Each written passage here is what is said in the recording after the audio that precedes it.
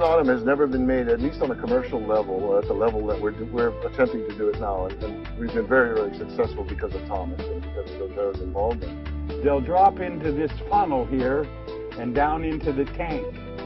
The tank will fill up with water and the oil will be at the top.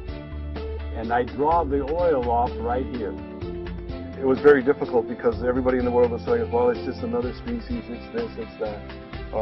But over the last 2.5, 3 years, working with it, distilling it, finding out that its properties are, I believe, to be better than anything in the world, and I think we're about ready to prove that. There isn't very much of this in the world, and I get to put my hands right in it. Look at that.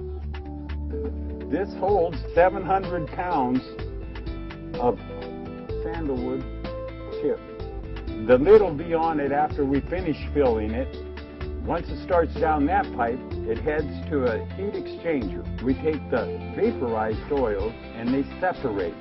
I think what Thomas has been able to accomplish here is, it's just unbelievable with the little resources, human resources he has, which is mainly himself, to be able to put together a system that's cranking out the incredible quality and yield of oil is mind-boggling to me. I've seen a lot of distillation setups, and this one is really top-notch. The paniculatum so far that I've seen is actually higher in the total xanthol content when you combine all those xanthols.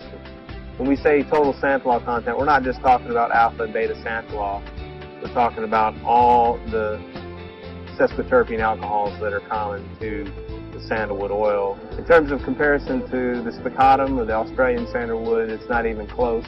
This blows it out of the water, so we don't even bother comparing it to that. You got to look at what goes into the production of this, from lifting whole trees out by helicopter, which is how they do it in some of the cases here in Hawaii, and then the process of removing the sapwood, getting to the heartwood or getting to the root bud, and then chipping it up into little tiny pieces by the time it makes it to the still, and then the amount of fuel that's required and energy that's required to get the oil out of the actual wood over a distillation period of days.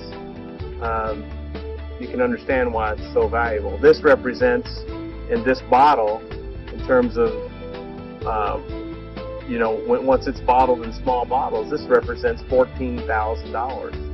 When you think about that, it's quite amazing.